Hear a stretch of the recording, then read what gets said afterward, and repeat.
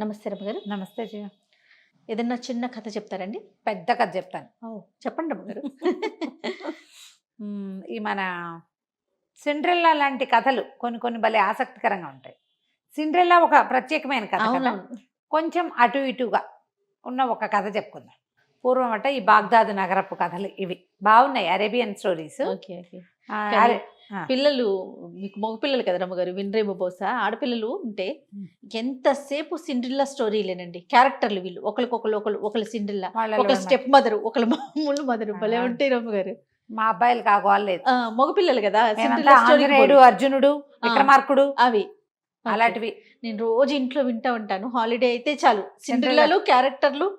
వీళ్ళకి ఎవరి మీద అయితే కోపం ఉంటుందో దాన్ని స్టెప్ మదర్ కూతురు కింద పెట్టేస్తున్నారు. ఎంత ఫన్నీగా అనిపిస్తుంది రమ్మగారు. వాళ్ళు ఆడుకునేటప్పుడు వినాలి. మా వాళ్ళంతా మేము హనుమాన్ క్యారెక్టర్లు అవి చేసేవాళ్ళం. సూపర్ మ్యాన్, స్పైడర్ మ్యాన్, ఈ క్యారెక్టర్లు విన్నారు. పాత కథలు మావి ఎప్పటిపో కదా, అదే అదే పెద్దవాళ్ళు అయిపోయారు. అమ్మాయిలు ఉంటే ఆ సరదా వేరు చేయ కదా. అవునండి. మనవరాళ్ళు వస్తారో రారు, మాకు వచ్చేస్తారు, ఖచ్చితంగా వస్తారు రమ్మగారు. చూడాలి, అప్పటికి ఓపిక ఉండద్దు. అది అది అది చూసుకోవాలి. సిండ్రిల్లా లాంటి కథ. ముసలివాడి భార్య కథ పేరే అది.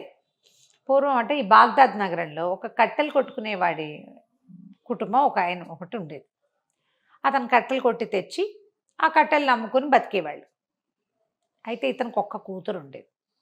మీ భగవంతుడు ఇంకా పిల్లల్ని ఇవ్వలే వాళ్ళకి. పిల్ల మహముచ్చటగా చక్కగా ఉండేది. ఏదో పాత బట్టలు వేసుకుని చింకి పాతలు వేసుకున్నా కూడా పిల్ల ముద్దుగా ఉండేది. అయితే ఏమైంది, ఇతను రోజు కొట్టలు కట్టుకునేవాడు, తెచ్చుకునేవాడు, అమ్మి ఏదైనా వస్తే ఇక దాంతో అట్లా అట్లా బతుకుతూ ఉండేవాడు. వీళ్ళు ఈ కట్టెలు కొట్టే అతను కుటుంబం ఉన్న వీధిలో ఒక సంపన్నుల కుటుంబం కూడా ఉండేది. వీధికి ఆ చివరి వాళ్ళు, ఈ చివరి వీళ్ళు ఉండేవాళ్ళు. ఆవిడ దర్గాకో ఎక్కడికో దండం పెట్టుకోవడానికి వెళ్తూ దారే పోతూ ఈ పిల్లని చూసేది. ఓ రోజు ఆవిడ కొడుక్కి పెళ్లి చేద్దాం అనుకుంది. ఆవిడకో కొడుకున్నాడు. పెళ్లి చేద్దాం అనుకుని ఆవిడ తలుచుకున్న రోజున ఈ పిల్ల కొంచెం ఏదో ఒక మంచి బట్ట కట్టుకుని పువ్వులు కడుతూ వాకిట్లో కనపడింది. కనపడేసరికి ఈవిడ ముచ్చట పట్టలేకపోయింది. పిల్ల ఎంత ముద్దుగా ఉంది, ఇటువంటి పిల్లని కదా చేసుకోవాలి కోడలుగా. ఓహో, అంతకుముందు బాగుంది అనుకునేది.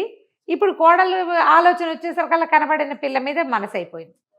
ఆవిడేం చేసింది, గబగబా వాళ్ళ ఇంటి వాకిట్లోకి వెళ్ళి, అమ్మాయి నిన్ను నా కొడుకు పెళ్లి చేసుకుందాం అనుకుంటున్నాను, ఇగో ప్రధానంగా నీకు ఉంగరం పెడుతున్నానని వేలుకున్న వజ్రపు ఉంగరం తీసి ఆ పిల్ల చేతికి పెట్టి, వాళ్ళ అమ్మ ఏదో గిన్నెలు తోకుంటుంది, తండ్రి అసలు లేనే లేడు. అక్కడి నుంచి ఈ పిల్లని నిర్ఘాంతపోయింది. మరి ఎవరో ఒకళ్ళు అలా ప్రధానాలు పెట్టడం ఆ కాలంలో అలా ఉండేది కాబోలు. ఆవిడ సంపన్న గృహస్థు కాదని లేకపోయింది. ఆవిడ వెళ్ళిపోయింది. వెళ్ళిపోయాక సాయంకాలం నాన్న వచ్చాక, మధ్యాహ్నం అమ్మ వచ్చాక చెప్పింది, ఇట్లా ఆవిడ ఉంగరం పెట్టి వెళ్ళింది అదని చెప్పింది. చెప్పేసరికల్లా సరే బాగానే ఉంది.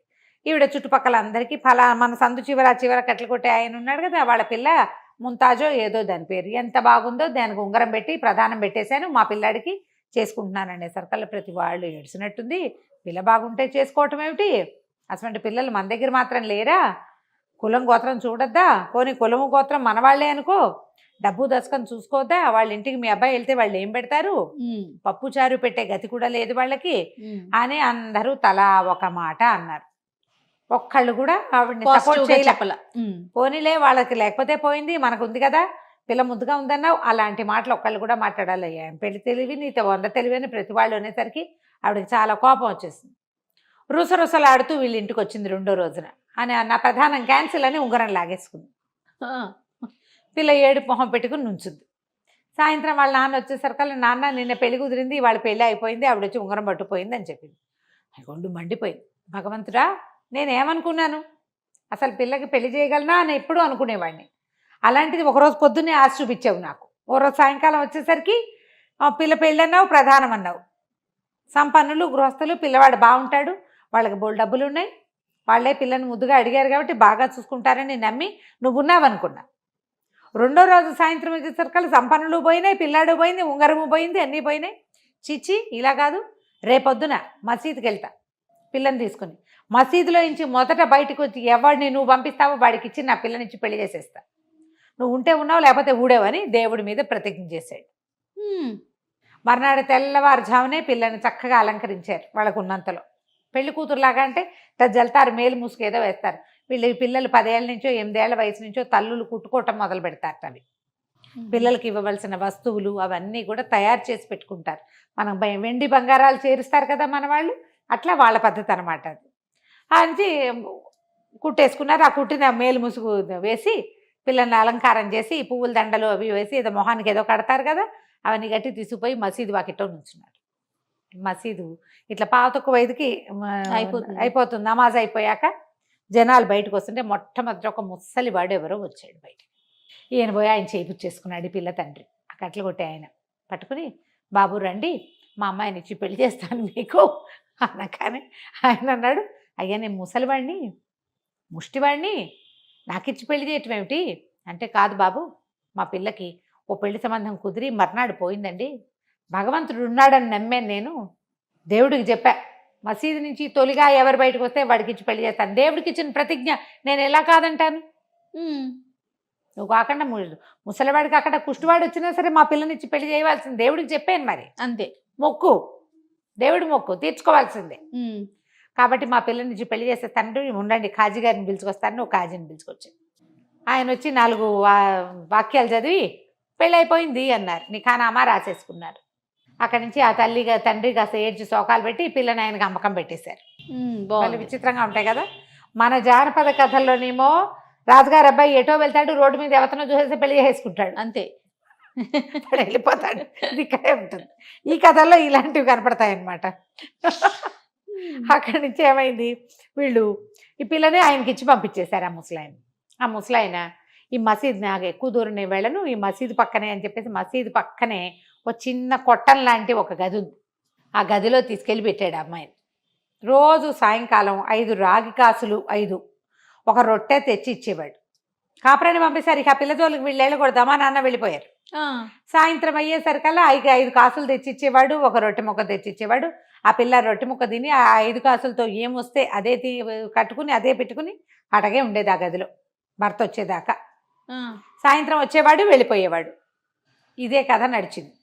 ఇంతలో ఏమైంది, కొద్ది రోజులు పోయాక ఈ తల్లి పిల్లని చూసొద్దామని వెళ్ళేసరికల్లా చిన్న గూడు లాంటి గుడిసె, అందులో ఏ పోషణ లేకుండా అర్భణాకారంగా తయారైన తన పిల్ల మురిగ్గా పాడుగొట్లాడుకుంటూ ఆ ఇంట్లో వస్తువులు లేవు, ఏమీ లేవు. పిల్ల ఏం తింటోందో, ఏం పోషణ ఉంది, అంతేగా. దాంతో ఆవిడ లబోది బొమ్మ నేర్చింది. అయ్యో పిల్ల ఇట్ట అయిపోయింది, చింకి గుడ్డలతో అయిపోయింది, బట్టలు లేవు పాతలు లేవు, దీనికి ఇట్లాంటి పెళ్లి చేసాం, భగవంతుడు లేడా అని ఏడ్చింది. అక్కడి నుంచి మా ఇంటికి రమ్మనేసరికల్ పిల్లని రానమ్మా, మా ఆయన సాయంత్రం అయ్యేసరికి వచ్చేస్తాడు, భర్తను అనుసరించి వివాహాన్ని గౌరవించాలి, అది సిద్ధాంతం. మా ఆయన వచ్చేసండి, ఆయన వచ్చేసరికి మళ్ళీ తీసుకొస్తాను. ఇంటికి వెళ్ళాక సావిడ ఏం చేసింది, తల్లి శుభ్రంగా పిల్లకి తలెట్టి పోసి వాళ్ళకు ఉన్నంతలో తలెట్టి పోసి అన్నం పెట్టి కొంచెం తన దగ్గర ఉన్న మంచి బట్టలు ఏవో ధరింపజేసి కూర్చోబెట్టుకుంటే, ఈ లోపల ఏమైంది, వీళ్ళ వీధి చివరి సంపన్న గృహస్థు ఇంట్లో పెళ్ళి. ఏ కుర్రాడికైతే దీన్ని చేసుకుంటామన్నారో ఆ అబ్బాయి పెళ్ళిట. అక్కడి నుంచి వాళ్ళు పెళ్లి పిలుపుకొచ్చారు, పెళ్ళికి రమ్మన్నారు. ఈవిడంది, అమ్మ రావే వాళ్ళ ఇంట్లో పెళ్ళి, మన వీధి చివరి మన చిన్నప్పటి నుంచి ఇక్కడే ఉన్నారు కదా, పెళ్ళికి వెళ్దామని అనేసరిగా పిల్లంది, నేను రాను వాళ్ళ ఇంట్లో పెళ్ళికి, మా ఆయన అడగకుండా నువ్వు రమ్మంటే నేనేటా వస్తానమ్మా, అట్లా రాకూడదు, నేను రాను. అత్తగారు ఏం చేసింది, పిల్లని వెంబడి పెట్టుకుని సాయంకాలం మసీదు పక్కన ఉన్న ఆ చిన్న డేరాకి తీసుకుపోయింది కూతురు. తీసుకుపోతే ఏమైంది, అక్కడికి వెళ్ళాక అల్లుడు గారు ఫలానా మా వీధి చివర ఉన్న సంపన్నుల ఇంట్లో పెళ్ళండి, మా చుట్టాలు పక్కాలు అంతా వస్తారు, మా వీధిలో వాళ్ళంతా వెళ్తున్నారు, మేము అదే అక్కడ ఉన్న వాళ్ళమే కదా, వాడకట్టులో పెళ్ళికి వెళ్ళకపోతే బాగోదు కదా, తెల్లారులేస్తే మొహాలు చూసుకోవాలి, మరి మా అమ్మాయిని కూడా తీసుకెళ్తానంటే మా అమ్మాయి రానంటుందంటే, ఎందుకు వెళ్ళావు వెళ్ళన్నాడు ఆయన. అనేసరికల్లా కాదు నేను వెళ్ళను, నాకు ఇష్టం లేదు అంది. అనేసరికల్లా ఎందుకు, ఆ అబ్బాయి నేను పెళ్లి చేసుకోవాల్సిన వాడు కదా, చక్కగా అలంకరించుకుని వెళ్దు కానీ ప్రేమలో పడితే వాడిని పెళ్లి చేసుకుందు కానీ అంటే, చీచి అంది అమ్మాయి. చీచి నేను అట్లా చేసుకోను, నేను ససేమిరా వెళ్ళనంటే, నువ్వు వెళ్ళి తీరాలి నా ఆజ్ఞ అన్నాడు మొగుడు, ఆ ముసలాయన. సరే ఇంతలో ఈ అమ్మాయికి 5 కాసులు రొట్టె చేతిలో పెట్టాడు. ఆ పిల్ల రొట్టె తింటూ ఉండగా ఆయన వెళ్ళిపోయాడు. ఆయన కాసేపట్లో ఏమైంది, ఓ బండి వచ్చింది. ఓ బండిలోంచి ఒక 2 ఆడవాళ్ళు దిగారు. చక్కగా మంచి భలేగా ఉన్నారు వాళ్ళు, బండి కూడా సూపర్గా ఉంది. ఆయన వెళ్ళిన 1 గంటకు వచ్చారు వీళ్ళు. చీకటి పడుతోంది, అమ్మాయి రాత్రికి పెళ్ళే వెళ్ళాలి అంటోంది తల్లి, మీ ఆయన వెళ్ళమన్నాడు కదా అంటే, అమ్మాయి పాత బట్టలతోటి వెళ్ళకపోతే ఏమైందమ్మా పెళ్ళికి అంటే, ఆ బండిలో వచ్చిన వాళ్ళు ఓ పెద్ద ఇంత పళ్ళెం ఇంత పెద్ద సంచి పుచ్చుకొచ్చారు. పుచ్చుకొని లోపలికి వచ్చి, అమ్మాయి ఫలానా ముసలాయన పెళ్ళానివేనా నువ్వు అని అడిగారు. అవునండి అనేసరికి, మీ ఆయన పంపించాడు, నువ్వు ఎక్కడికో పెళ్ళికి వెళ్ళాలట కదా, నిన్ను అలంకరించమన్నాడని శుభ్రంగా అమ్మాయికి ఫేషియల్ చేసేసి హెయిర్ స్టైల్ నీట్గా అందంగా చేసేసి మంచి బ్రహ్మాండమైన లెహంగా తెచ్చారు. బట్టలు, వాళ్ళు తెచ్చిన నగలు, బట్టలు వీళ్ళ జీవితంలో వాళ్ళ ఊహకు కూడా రావు. చక్కగా అలంకారం చేశారు. చేసి ఇంకో బండి వచ్చింది, ఈ బండి ఎక్కి పెళ్ళికి వెళ్ళమన్నారు. బాగుంది. అక్కడి నుంచి వేళ్ళకి ఉంగరాలు పెట్టారు. నువ్వేదైనా నీ ఒంటి మీద వస్తువుల్లో ఒకటి పెళ్లి కూతురికి బహుమతిగా ఇవ్వమన్నాడు మీ ఆయన అని చెప్పారు. పెళ్ళికి వెళ్తుంటే మరి పెళ్లి కూతురికి బహుమతి ఇవ్వద్దు. సరే, అక్కడి నుంచి తల్లి పిల్ల ఇద్దరు బండి ఎక్కారు. వెళ్ళమన్నాడు కదా భర్త. వెళ్ళారు. పెళ్ళికి వెళ్ళేసరికి పెళ్లిలో అందరూ నిర్ఘాంతపోయారు. ఇదేవరు, ఈ చందమామ ఇక్కడి నుంచి వచ్చింది, ఈ పిల్ల ఎవరు ఎవరు ఎవరు ఈవిడ మా కూతురే అంటుంది, ఇదేవిడు వీళ్ళ కూతురు ఇలా ఇలా అయిపోయింది అని ఆశ్చర్యపోతున్నారు. అక్కడి నుంచి ఇంకా నిఖానామా చదవాలి, ఇంకా సమయం ఉంది కాస్త. పెళ్లి కూతుర్ని పెళ్లి కొడుకుని పక్క పక్కన నుంచోబెట్టారు. ఈ పిల్ల ఏం చేసింది, చేతికున్న ఉంగరం తీసి ఆ పెళ్లి కూతురికి తొడగబోయింది. తొడగబోయేసరికల్లా ఆ పెళ్లి కొడుకు దీన్ని చూసేసరికల్లా నిర్ఘాంతపడి ఆ అమ్మాయికేసి చూడడం మొదలుపెట్టాడు. ఇవి పెళ్లి కూతురు ఉంగరం పెట్టించుకుంది. ఉంగరం పెట్టించుకున్నాక బాగుంది కదా అని ఇటు తిరిగేసరికల్లా పెళ్లి కొడుకు తరకేసి చుట్టాల ఆ ఉంగరం పెట్టిన అమ్మాయికేసి చూస్తున్నాడు. చూసింది పిలిచినా పలకటల్లా వాడు అట్లా నోరు తెచ్చుకొని మైమర్చిపోయినాడు. దాంతో ఈ అమ్మాయి ఏం చేసిందో చేతుకున్న ఉంగరం తీసి విసిరుకొట్టి నాన్న అమ్మ అని కేకేసి, వీడు వచ్చిన దాని ఎవరితో ఇంకో చూస్తున్నాడు, ఈ పెళ్లి నేను చేసుకోను, నేను వెళ్ళిపోతాను అనేసి ఆరవడం మొదలుపెట్టింది. అరిచినా వీడు ఇంకా పెద్దగా స్పృహలోకి రాలా, విరిపిస్తున్నాయి అరుపులు. ఆ అమ్మాయికేసే చూస్తున్నాడు. ఇంతలో ఏమైంది, పిల్లంది, అమ్మాయి ఏమిటో ఇక్కడ గలాభాగా ఉంది, పదమ్మ మనం వెళ్ళిపోదాము, ఈ నగలు నాణ్యాలు వాళ్ళకి ఇచ్చేసేయాలి అని చెప్పి ఆ బండిలో తల్లి పిల్ల ఇద్దరు దాని ఒరిజినల్ గుడిసిందిగా అక్కడికి వచ్చేసారు. ఈ అమ్మాయి ఏం చేసింది, నగలు నాణ్యాలు అన్నీ తీసేసి ఆ వస్తువులన్నీ మూటగట్టి ఆ బండిలో పెట్టి, అబ్బాయి ఎవరిని దగ్గరించి ఇవన్నీ తెచ్చావో వాళ్ళకి ఇచ్చేసేయమని చెప్పి పంపించేసి, అక్కడేమో ఆ సంపన్న గృహస్థింట్లో పెళ్ళి అయిపోయింది.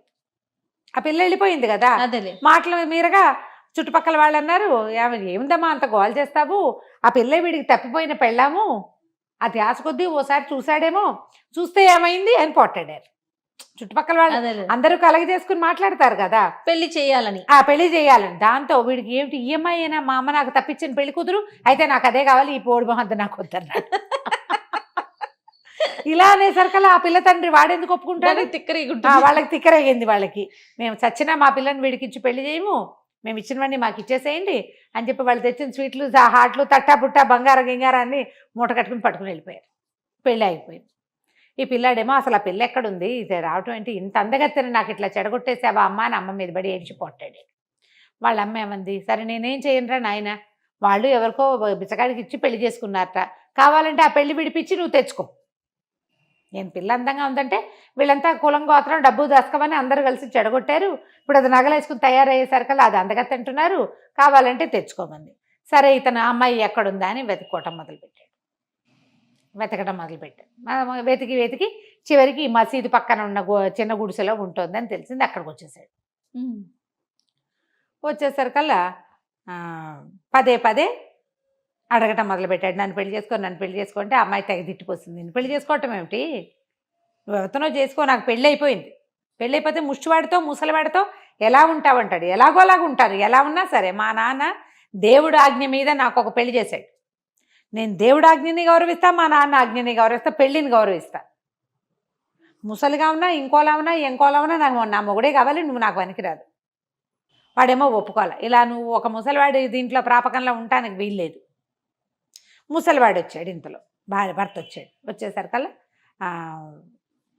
భర్త అన్నాడు, నువ్వు పెళ్లి చేసుకో, నేను నీకు ఆజ్ఞిస్తా అంటే, నువ్వు కాదు, అల్లా ఆజ్ఞిస్తే తప్పిస్తే నేను చేయను, అల్లా ఆజ్ఞించిన చచ్చిపోతాను కానీ వీడిని పెళ్లి చేసుకోను నేను, భగవంతుడు ఇచ్చిన ఆజ్ఞ పెళ్ళి, దీన్ని మేరును నేను, నువ్వు చెప్పినా సరే, అయితే సుల్తాన్ మాట వింటావా అన్నాడు. సుల్తాన్ దగ్గరికి తీసిపోయి ఇవ్వండి అని చెప్పేసరికల్లా వీడేమన్నాడు, ఇలాగ ఒక చెల్లని పెళ్ళి ఒక రోజుకు ఒకసారి మొహం చూపించే మొగుడుతో ఎలా ఉంటుంది, ఈ అమ్మాయిని నాకు ఇచ్చి చేయాల్సిందని సుల్తాన్కి ఒక ఉత్తరం రాశాడు. ఉత్తరం పెట్టారు సుల్తాన్ దగ్గరికి. పెడితే సుల్తాన్ వెళ్ళని ఈ కేసు చూస్తాను రమ్మన్నాడు. రమ్మనేసరికల్లా ఇద్దరు వెళ్ళారు. వీడేమో ఈ అమ్మాయి నాకు ప్రధానమైన అమ్మాయి, వాళ్ళ నాన్న ఎవరికో ఇచ్చి పెళ్లి చేశాడు, ఇప్పుడు నాకు ప్రధానం చేసిన పిల్ల నాకే కావాలి అని వీడు. మా నాన్న అల్లా ఆజ్ఞ చొప్పున ఒకళ్ళకి నన్ను ఇచ్చి పెళ్లి చేశాడు. భగవంతుడి ఆజ్ఞ, నేను అది మీరను. నీ భర్తను నువ్వు గుర్తుపడతావా అని ప్రశ్నించారు. గుర్తుపడతానన్నాడు. గుర్తుపడతానంది. సరే అయితే అమ్మాయి జనానాలో ఉంటుంది కదా, గుర్తుపడతావేమో, బయటకు వచ్చి చూడు అని చెప్పాడు. చెప్పేసరికి సుల్తాన్ గారు కుర్చీ దిగి కిందకు వచ్చాడు. ఈ అమ్మాయి నిర్ఘాంతపోయింది. ఇతనే నా భర్త అని చెప్పింది. అతనికి ఇక్కడ ఒక కత్తిఘాటు ఉంది, ఆ ముసలాయనకి. ఇది సుల్తాన్ కూడా సేమ్ డిట్టో అక్కడే చోట ఆ జీబురు గడ్డం మీద ఇక్కడ ఒక ఘాటు కనపడుతోంది అనమాట. ఆయన భర్తకి ముసలతను కదా, ఇట్లా ముసలి గడ్డము, జుట్టు ఇట్లా జీబుగా ఉంటుంది, మొహంతో ఇలా కుంచుకుపోయినటువంటిది, వంగిపోయి నడుస్తాడు. ఈ సుల్తాన్ టైం అని చువలాగా నుంచుని ఉన్నాడు. కానీ అతని మొహం సేమ్ డిట్టో ఆ ముసలివాడి మొహమే. ఇక్కడ ఒక ఘాటు ఉంది. ఈ ఘాటు ఉన్నవాడే నాకు భర్త అని చెప్పింది అమ్మాయి. చెప్పేసరికల్లా ఒప్పేసుకున్నాడు ఆయన. ప్రజల్ని పరీక్షించటం కోసం నమాజులు చేయడానికి ఎంతమంది వస్తున్నారో చూడడం కోసం ఆయన మసీదుకి వచ్చాడు. వచ్చి ఆ మామూలు సుల్తాన్ వేషంలో రకన అతను యువకుడు మారు వేషంలో, ముసలి వేషంలో వచ్చాడు. ఆ ముసలి వేషంలో ఉన్నవాడికి ఈ కట్టెలు కొట్టే ఆయనే తన పిల్లనిచ్చి పెళ్లి చేశాడు. ఈ పిల్ల నిజంగా ఈ పెళ్లిని నిభాయించి ఉంటుందో లేదో చూడడం కోసం 3 నెలల సమయం పెట్టుకుని 3 నెలల నుంచి ఆయన వచ్చిపోతున్నాడు. కానీ ఆ పిల్లని తన ముసలి రూపంతో కనబడ్డాడు. అక్కడి నుంచి ఈ సంపన్న గృహస్థు కొడుకుని పంపించారు బయటికి. వివాహితని మళ్ళీ పెళ్లి చేసుకుంటాను అనకూడదు. ఆమె ఆ పెళ్లి వద్దనుకుంటేనే నువ్వు రావాలి, కానీ ఆమె ఆ పెళ్లి కావాలనుకుంటే నువ్వు రావడానికి వీల్లేదు. ఈ అమ్మాయి ఈ దేశపు యువరాణి, నా భార్య అని ప్రకటించారు. సూపర్. ఒక సంపన్నుడికి పనికిరాని పిల్ల సుల్తాన్కి పనికొచ్చింది. సుల్తాన్ భార్య అంటే మరి దేశానికే మహారాణి కదా, చిన్న ప్రాంతం అయినా కూడా. అక్కడి నుంచి అమ్మాయిని సాధారణంగా రాజుగారి జనానాలోకి, అంతఃపురంలోకి తీసుకుపోయారు. కథ కంచికి మనం ఇంటికి. సూపర్. నమస్తే రమ్య. నమస్తే.